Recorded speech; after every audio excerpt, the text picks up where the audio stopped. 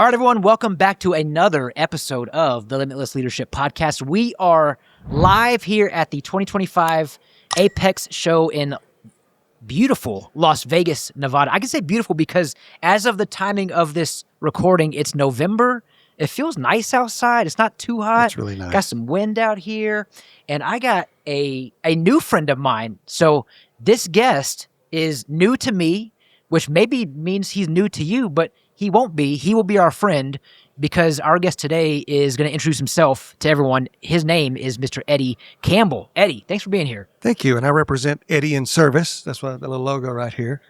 My main goal is to make customers feel comfortable going to the dealership. So I kind of pull back the curtain a little bit on the car business and let them see why things happen. Love that. So they can't figure out why it takes 15 minutes to get a car written up for an oil change.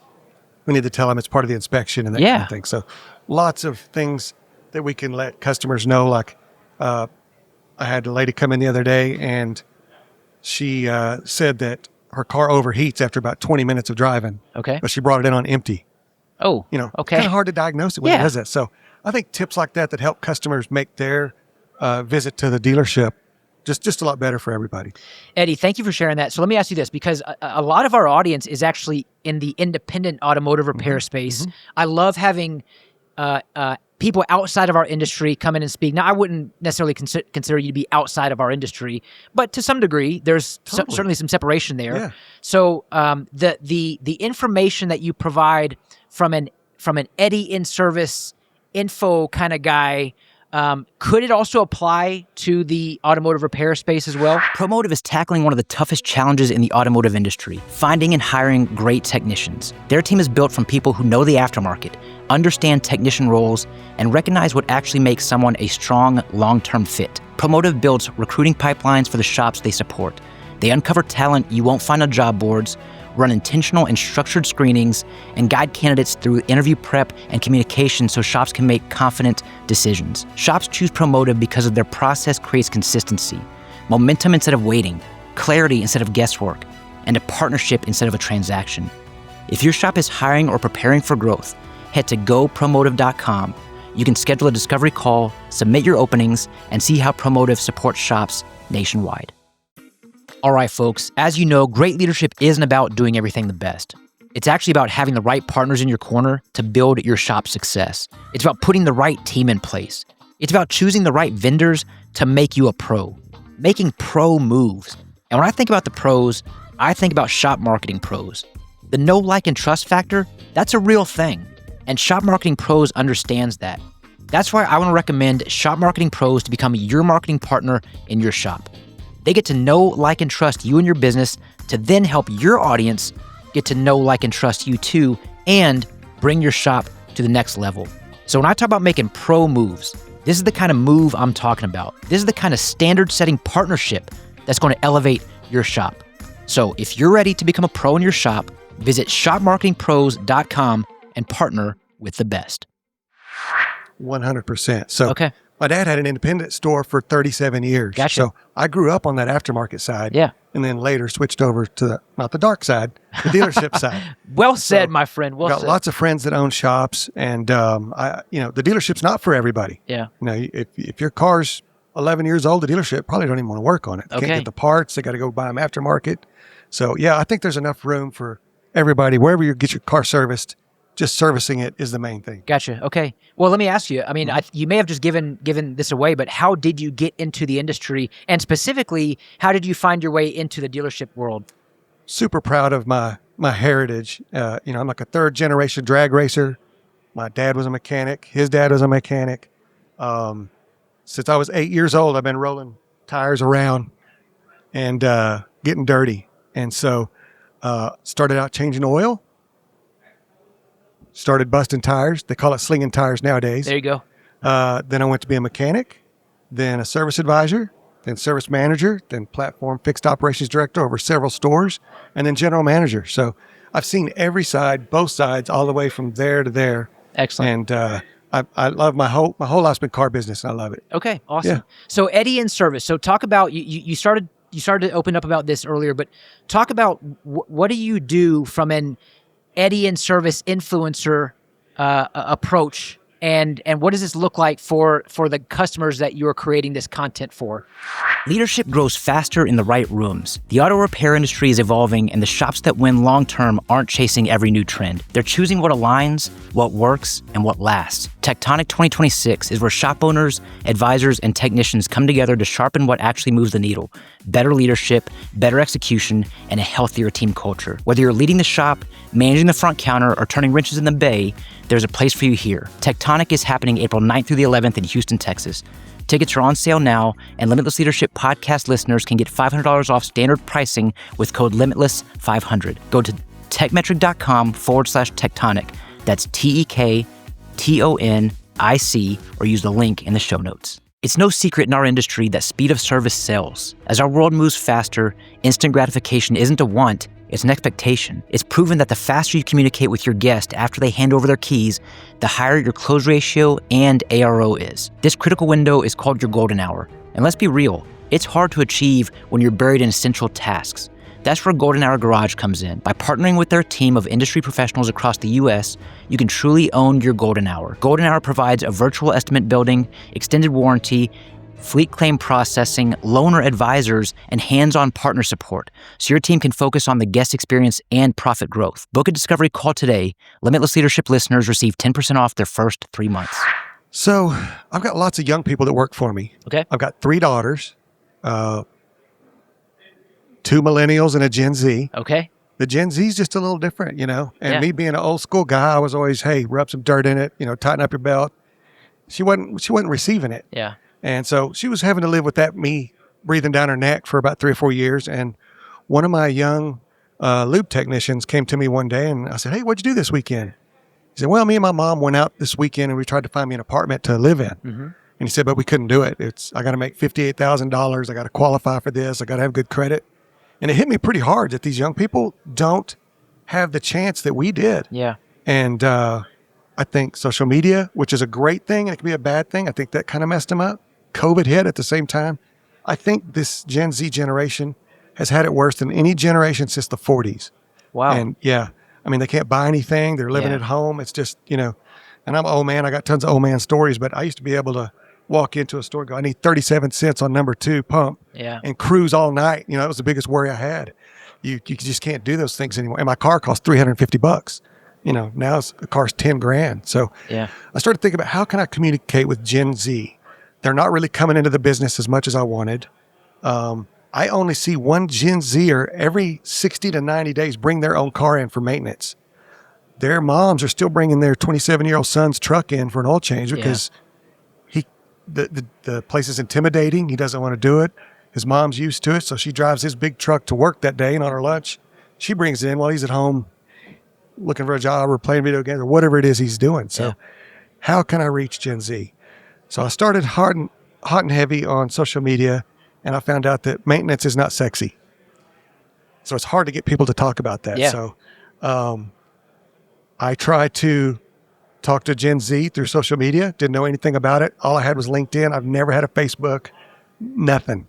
So 2.5 years ago, I just started trying to figure it out so I could talk to this next generation. Yeah. And it's working. They're some of my biggest followers. It's interesting. We talked off air right before we went live about different social media platforms. And I mean, you got to get on TikTok. It's like you're trying to reach a younger generation, but you got to be on TikTok. And I'm new to TikTok. I mean, like Limitless Leadership Podcast is now on TikTok.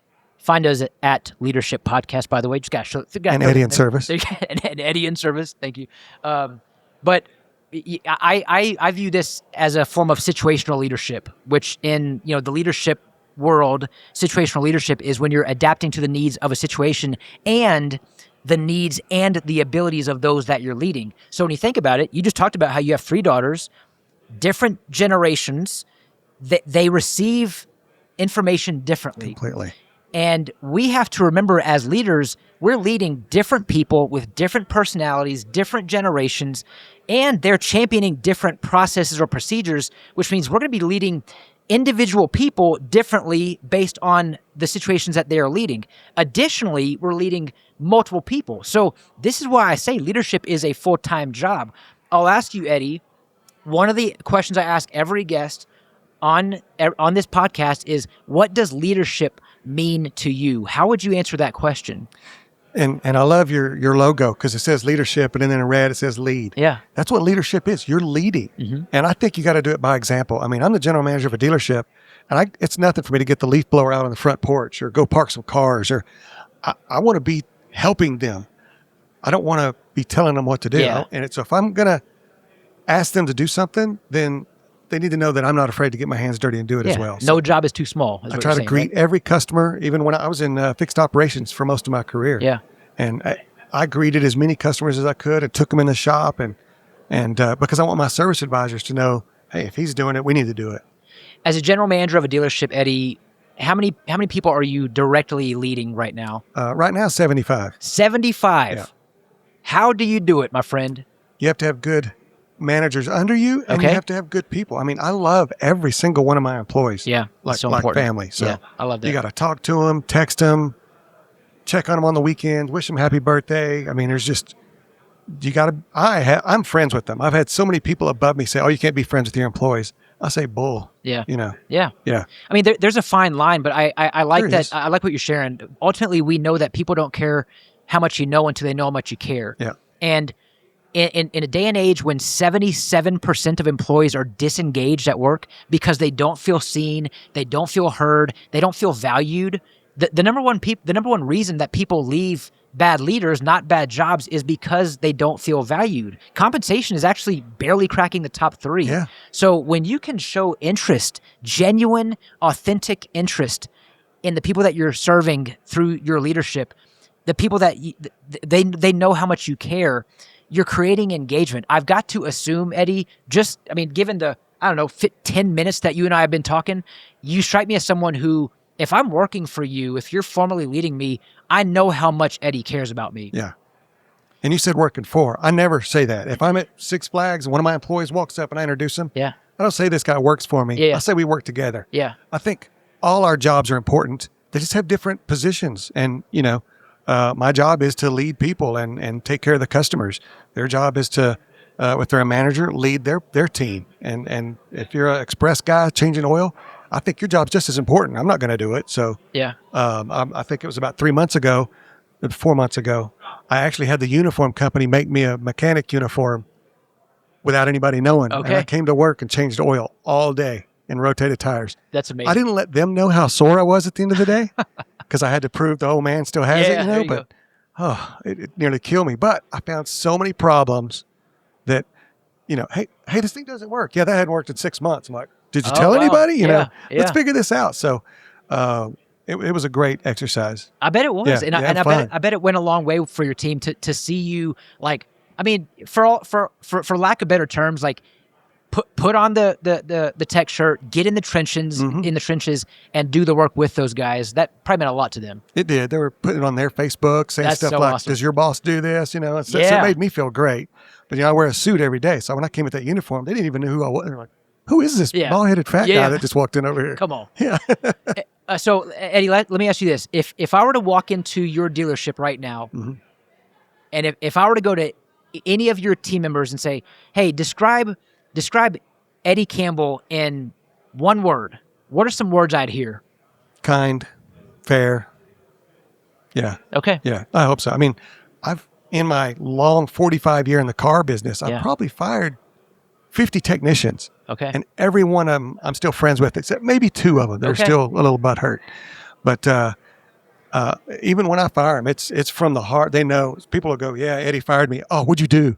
Because they know you must have done something that's right. to get fired. Yeah. So it's never because I don't like them or anything like that. It's just they've done something bad enough over the years that I had to part ways. That's amazing. That says a Yeah. lot about you as a leader. One of the things that I think we can all agree on is that when someone is let go or fired, if it's a surprise to them, it's on you as a leader. Can you speak to the importance of providing clarity and direction from a leader for a team member so that they understand why they're doing things, where they're at, where we're going, all the above? Yeah, I take it personal on my end when I have to fire somebody.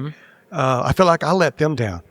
What did I not do enough of? But there's those employees that I'm the few job interviews I've gone on over the years, they always say, "What's the best thing about you?" And then they say, "What's the worst thing?" And I say, "I wait too long to fire people." And it's because I got this nurturing thing that I want them to be better.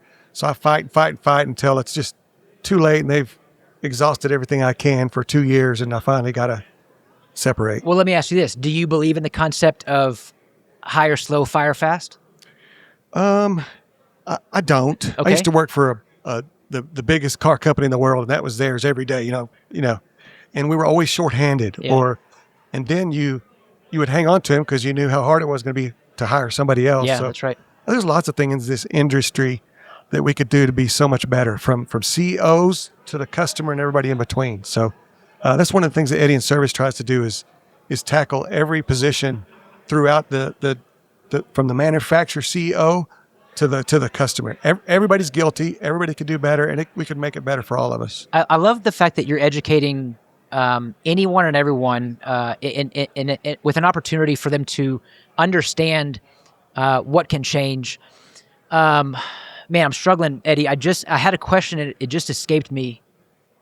Well, I'm going to tell something then while you're thinking about it. Yeah, come on. So about a week ago, I had a live technician town hall, and I had just done a previous little video on the CEO of Ford talking about how there's a technician shortage. Farley, right? Yeah, it went crazy. Which, do you know that's Chris Farley's brother? It is not. It is. I don't believe you. I'm pretty sure it is. No, I'll bet you $10. Okay, deal. Just because I'm a huge Chris Farley fan, and I know his brother. Yeah. So I'd be shocked. I'm pretty sure it actually is. If it is, which I'll I was be surprised. At steak dinner in Texas. Okay. So if it is, make sure you text me and let me know. Okay, I'll do it.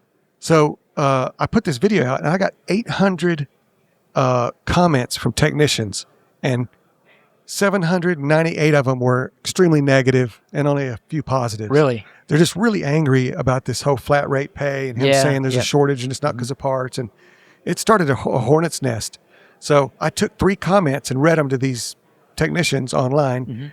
And the first question was, if leadership actually listened, what would you tell them to change technicians to make it better? I love that question. Do you know Chris Craig? I think he's the one. Yeah, he's the one that told me to call you. Yeah. His answer blew my mind. He goes, if leadership actually listened, I would say listen. And I mean, man, he just hit me right in the heart. And they were like, yeah, what if they just listened? You know? Yeah. So as leaders, you got to listen and you got to act on it. Yeah. So I've been guilty a few times where, all the technicians are talking, they go, yeah, we got a broken air rail. I write that down. Yeah, we got this, and this guy talks too much. And next thing you know, there's, a list of 100. Yeah. And by the time I get to 30 things, it's sure 2 months down the road. So, well, and the problem is, like, you're getting all that knowledge. You're trying to listen. You're getting all that knowledge, but knowledge without action is just information. Exactly. And the problem is, you get all that knowledge, and the technicians or any team member for that matter thinks that Eddie is hearing them. Yes. Eddie is listening. Eddie's asking questions for a reason, so I give him an answer expecting to see some kind of change, some kind of action, and hopefully some kind of different result. But then Eddie gets tied up with other things, and he doesn't take action. And now I'm thinking, man, I mean, like, how important is my voice? Do my opinions actually matter? Are my ideas considered? Yeah, and I hate that they feel that way. When I was a young leader, I didn't even want to go use the restroom because I knew by the time I went there and back or get a Coke out of the machine, I'm going to have 9 things. Because you're walking through and the advisor goes, hey, I need some Post-it notes. And you go, okay. Hey, the phone over there that doesn't work. And I'm like, okay. So by the time I get back, so about 10 years ago, I told everyone on first day, don't tell me anything because I'm old and I'll forget it. If you want me to get it, you have to text it, email it, or give me a note in my hand and I'll fix it. So I'm pretty good at that. Well, let me ask you this, Eddie, because what you're describing also is an opportunity for us as leaders to empower our team to make decisions. And that requires a level of safety and trust from leadership so that clarity and direction can be provided. Can you speak to what it looks like to empower team members? Sure. All my employees, even if it's their first day, can spend $100 on whatever they want, whenever they want, and I'll back it up. Okay. So if a customer comes in and said, yeah, my sales guy promised me a paint pen 2 years ago and he never got it for me. Hey, come on, let's go get you a paint pen. We had a special needs young man. He was probably 35. His mom was there with him. She's in her 60s. And he took a hat off of our display, put it on. And she's like, take that off. And my guy I'm sitting right next to goes, no, he can have that. She goes, no, he can't. And I came over, yes, he can. This is our gift to him. And, he just had it on. Yeah. She came back like 5 days later to tell us that he takes a bath in it. He sleeps in it. It's one of the best things. So we teared up a little bit. It was extremely emotional. So that's amazing. When your employees have that kind of power, they don't have to go say, hey, there's a guy over there. They just man up and do it and take care of that customer. I mean, that is, I love that you shared that, Eddie. You're talking about a young man who, to him, it's such a big deal to have that hat. And to you guys, it's like, oh, it's just a hat. Yeah. It's just a hat. Mm-hmm. But that young man and his mother are going to come back to you guys, not because you fixed their brakes. Yes. Not because you repaired something in their cooling system. Yeah. Because of how you made him feel. Yeah. That is powerful. Yeah. We try to do it a lot. I tell my employees, every person is going to go home that night and tell a story about what kind of service they had. It's going to be a good story or it's going to be a bad story. So which do you want to tell them? Love that. I've got a million stories. I want to write a book about how many times we've done over the top things to make customers happy. Wait, you got a book worth of stories. I'm sure you got a book worth of solid advice too. I'll ask you the second question I ask every guest on this podcast. What is the best advice that you've ever received from a coach or a mentor? I'm going to get beat up for this one because I'm a big Star Trek fan. But Captain Kirk has been my hero since I was a little kid. He never gives up. He ends up with a girl, and he saves the planet, on every episode. Winner, winner, chicken dinner. So when I was a kid, and he leads great, Spock, all of them, they'll give their life for this guy. And I just remember being a little kid thinking, man, when I grow up, I want to be just like Captain Kirk. Are you Captain Kirk? I am. What's the best advice Captain Kirk would give to this audience? Beam me up. Beam me up. That's leadership. We can do it. We can do it. There you go. Yeah. I love that. Awesome. Well, Eddie in Service, how can our audience get in touch with you? Where can they find you? Pretty much on all social media. Eddie in Service, TikTok, YouTube, LinkedIn, Instagram, Spotify, almost anywhere you can get on the internet somewhere. Excellent. So, I feel bad introducing you as Eddie Campbell. I mean, we're changing your last name. It's We're going like to change your last name Clark to Kent. Okay. Oh, that's fair. So this is that's my fair. Superman, and Eddie Campbell's my Clark I like Kent. that. Yeah. Good stuff. Awesome. And you're out of the Dallas area. Yeah. I'm a general manager of a CDJR dealership. Okay. Right in the middle of Dallas, Texas. Very good. Yeah. Very good. Well, if you're listening and if you're in Dallas, Texas, you want to go hang out, see Eddie in Service. He will give you a tour. Love that. Thanks for having me on, man. I really appreciate it. Thank you. Appreciate you for being here. Yeah, it was great. And hopefully this isn't your only time on the Limitless Leadership Podcast. We'd love to have you back. Okay. Thanks. Excellent. Appreciate it. And thank you again for tuning in to another episode of the Limitless Leadership Podcast. As you know, every episode we look to transform our leadership skills by tapping into unrecognized potential to achieve limitless results. So thanks again for tuning in. Don't forget to smile today. Tell your loved ones how much they mean to you. I'm Josh Parnell, reminding you to keep leading well.